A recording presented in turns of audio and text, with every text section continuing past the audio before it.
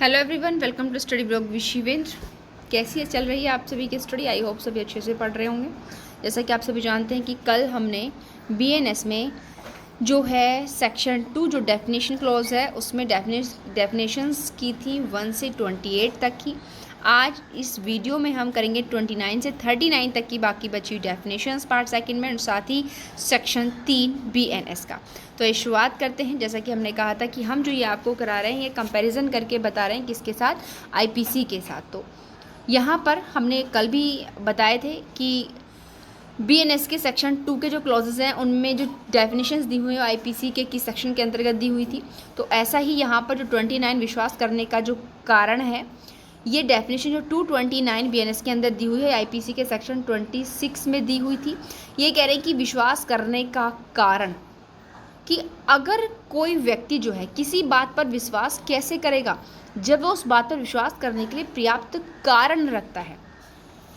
ठीक है, यदि बीएनएस के अंदर कोई व्यक्ति किसी की बात पर विश्वास कर रहा है तो यह माना जाएगा कि उसके पास पर्याप्त रीज़न होंगे कि उसकी बात पर विश्वास क्यों कर रहा है। तो देखिए यहाँ पर सिंपल हम आपको एक एग्जांपल बता दें कि मानो ये ए नाम का एक पर्सन है, ये इस बी नाम के पर्सन के पास रात में आभूषण देने के लिए आते हैं, जो गोल्ड के आभूषण होते हैं वो देने के लिए आया और बहुत ही कम कीमत पर उन्हें बेचने के लिए तैयार था। तो यहाँ पर जो बी है उसके पास ये विश्वास करने का पर्याप्त रीज़न रहा है क्या, कि ये जो आभूषण ये चोरी के रहे होंगे। क्यों? क्योंकि वो सर्कमस्टेंसेस, एक तो रात का टाइम और उसके ऊपर से आप जो मेन जो असली कीमत थी उन आभूषण की, उससे कम कीमत पर जो है उन आभूषणों को वो बेचना चाहता था। तो इससे इस जो व्यक्ति था जिसको वो उन आभूषणों को बेच रहा था उसके पास विश्वास करने का पर्याप्त रीज़न था कि ऐसी सिचुएशन है जिससे यह पता चलता है कि ये जो आभूषण है चोरी के हो सकते हैं, चोरी का माल है। उसके बाद नेक्स्ट आता है आपका विशेष विधि। विशेष विधि जो है 41 आईपीसी एंड 220 जो है बीएनएस के अंदर दिया हुआ है। ध्यान रखिएगा 41 आईपीसी में डिफाइन था स्पेशल लॉ एंड बीएनएस 230 में जो है विशेष विधि बताई गई है। विशेष विधि जो किसी विशिष्ट विषय को लागू होती है। देखिए एक तो स्थानीय विधियाँ था और एक है विशेष विधि। स्थानीय विधि जो थी, स्थानीय विधि के अंतर्गत अपने एक पैसिफिक क्षेत्र के लोकल लॉज आते हैं और स्पेशल लॉ के अंतर्गत जो है विशिष्ट विषय आते हैं, जैसे कि एनडीपीएस एक्ट हो जाता है। ठीक है, उसके बाद जो है हिंदू मैरिज एक्ट, मुस्लिम मैरिज, ये जो एक स्पेशल पैसिफिक एक ही चीज़ को इंडिकेटेड करते हैं। आर्म्स एक्ट हो गया, तो ये किस चीज़ को इंडिकेटेड कर रही है? आर्म्स को कर रही है। तो दहेज प्रतिशत यदि हम दहेज वाले विषय को इंडिकेटेड कर रहा है, उसमें केवल दहेज से संबंधित सब्जेक्ट्स इंक्लूड होंगे, तो ये विशेष विधि के अंतर्गत आ जाते हैं। उसके बाद आता है मूल्यवान विधियाँ। मूल्यवान विधि 231 बीएनएस में डिफाइन किया गया है। इसको बहुत इजीली याद कर सकते हो क्योंकि मूल्यवान प्रतिभूति को आईपीसी के जो है सेक्शन 30 में डिफाइन किया गया, यानी कि आईपीसी में 30 एंड बीएनएस में 231 में मूल्यवान प्रतिभूति को जो है यहाँ पर बताया गया है। मूल्यवान प्रतिभूति क्या होती है? देखिए इसके अंतर्गत बहुत से जो है वर्ड इंक्लूड किए गए हैं मूल्यवान प्रतिभूति के अंतर्गत। तो उस मूल्यवान प्रतिभूति से ये उन डॉक्यूमेंट्स की बात करें, जैसे कि देखिए आपके जो घर के डॉक्यूमेंट्स हैं, जो आपकी जो मतलब एजुकेशन की डिग्रियां होती हैं, जो ज़मीन के कागजात होते हैं, आपने कोई इंश्योरेंस कराया उसके जो डॉक्यूमेंट्स, आपका कोई मानो केस चला था कोर्ट के अंदर उसके जो ओरिजिनल डॉक्यूमेंट्स हैं, ये सब मूल्यवान प्रतिभूति के अंतर्गत हैं जो आने वाले हैं, वैल्यूएबल सिक्योरिटी के अंतर्गत आएंगे। और ध्यान रखिएगा वैल्यूएबल सिक्योरिटी के अंतर्गत आने वाले डॉक्यूमेंट्स है वो केवल मौलिक दस्तावेज होंगे, ओरिजिनल डॉक्यूमेंट्स होंगे, उनकी जो फोटो कॉपीज होती हैं मूल्यवान प्रतिभूति के अंतर्गत नहीं आती। मानो आपके डॉक्यूमेंट्स हो गए हाई स्कूल या 12th के, आपने क्या किया उनकी फोटो कॉपीज करा ली, तो वो जो है वैल्यूएबल सिक्योरिटी के अंतर्गत नहीं आएंगे। आपकी जो ओरिजिनल मार्कशीट वगैरह है वही वैल्यूएबल सिक्योरिटी के अंतर्गत आएंगी।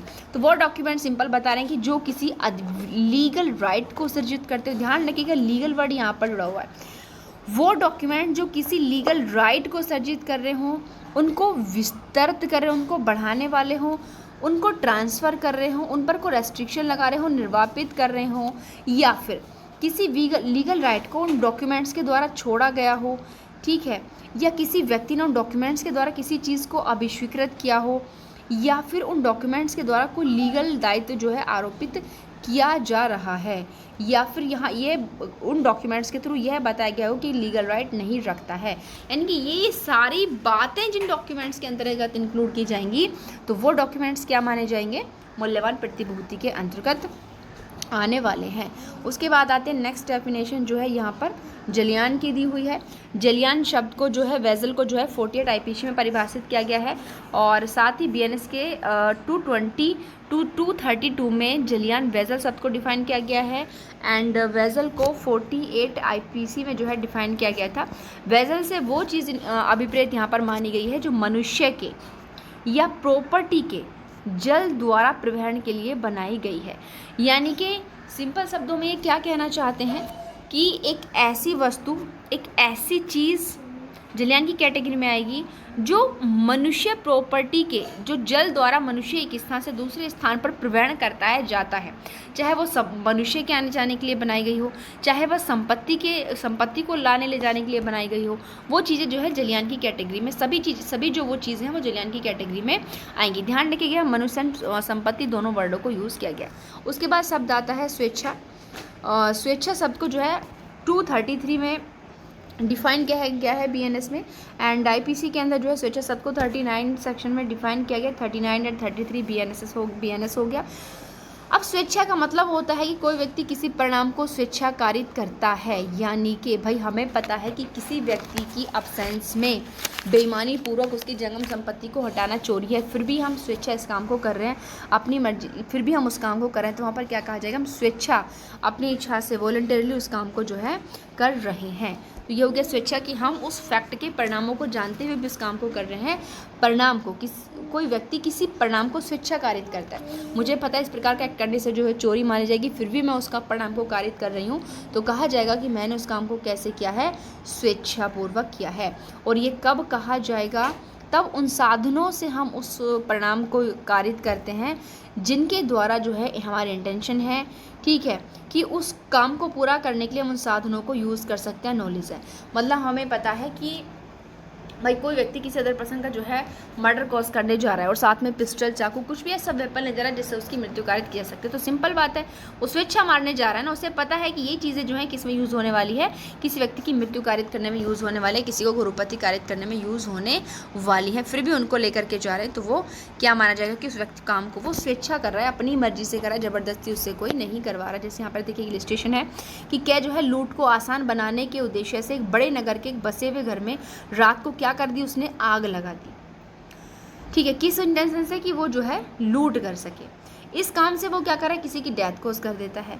अब यहाँ देखिए भले ही उसकी इंटेंशन मृत्यु कारित करने की नहीं रही हो, बट उसे पता था कि ये बसा हुआ भाई यहाँ पर जो घर है इसमें लोग रहते हैं, अब अगर उसमें आग लगाए तो किसी न किसी व्यक्ति की तो मृत्यु कारित होगी, तो वहाँ पर माना जाएगा कि उसने जो मृत्यु कारित की है वो स्वेच्छा मृत्यु कारित की है। उसके बाद आता है जो है वशियत को 234 बीएनएस में जो है डिफ़ाइन किया गया है एंड 31 जो है आईपीसी में इसको डिफ़ाइन किया गया है। वशियत से कोई वशियती दस्तावेज, ठीक है, वशियत से कौन से जो वसियती डॉक्यूमेंट्स होते हैं वो वशियत के अंतर्गत इंक्लूड किए जाएंगे।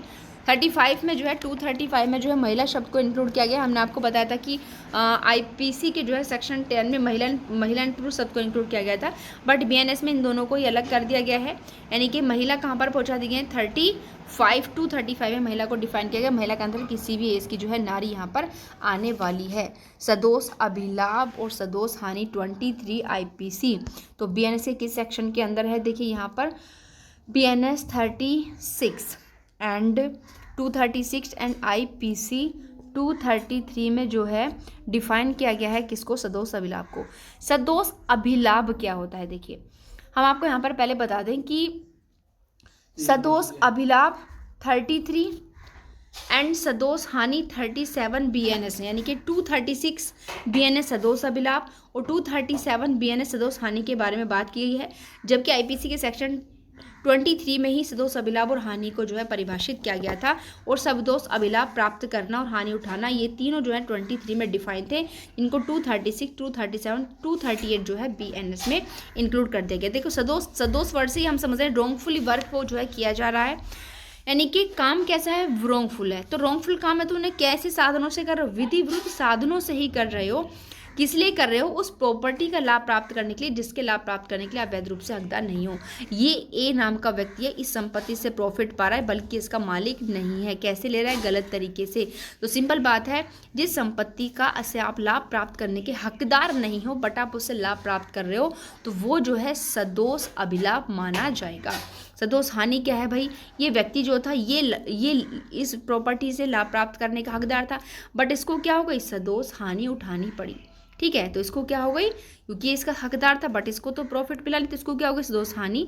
ये हकदार नहीं था, इसने प्रॉफिट ले लिया, तो इसको क्या हुआ? सदोष अभिलाभ जो है हो गया। उसके बाद आता है 38 सेक्शन, जो ये चीज़ें भी 23 आईपीसी के अंदर थी, यानी कि सदोष अभिलाभ प्राप्त करना या हानि उठाना। ये चीज़ें कब कही जाएंगी? कोई व्यक्ति सदोष अभिलाभ प्राप्त कर रहा है, ये तब कहा जाएगा जब वह जो व्यक्ति है वो सदोष रखे हुए उस चीज़ को या गलत तरीके से उस चीज़ का अर्जन कर, लगातार रख रहा है, उस चीज़ से जो है अर्जन कर रहा है। सदोष हानि तब की जाएगी जब जो व्यक्ति भाई उसका हकदार है, पर लेकिन उसे उसकी खुद की संपत्ति से क्या हो रहा है? अलग रखा जा रहा है, और जो प्रॉफिट वो प्राप्त कर सकता था उस प्रॉफिट से उसे वंचित किया जा रहा है लगातार। तो ऐसी स्थिति में कहा जाएगा कि उसने सदोष अभिलाभ प्राप्त किया, उसने सदोष हानि उठाई है। Next and last definition BNS में 239 ये बात करता है कि वो वर्ड जो बीएनएस के अंतर्गत प्रयुक्त तो हैं बट उन्हें बीएनएस में कहीं पर डिफाइन नहीं किया गया है, उन शब्दों का मीनिंग हम कहाँ से लेंगे? तो जो आईटी एक्ट जो है 2000 का है और जो बीएनएसएस 2023 में जो वर्ड परिभाषित हैं उनके वही अर्थ जो है यहाँ पर माने जाएंगे, किसमें? बीएनएस के अंदर। तो ध्यान रखिएगा, बहुत से ऐसे शब्द बीएनएस के अंदर आएंगे जो यहाँ पर परिभाषित नहीं किए गए, बट उनको कहाँ परिभाषित किया गया? आईटी एक्ट में, और बीएनएसएस में उनको परिभाषित किया जाएगा।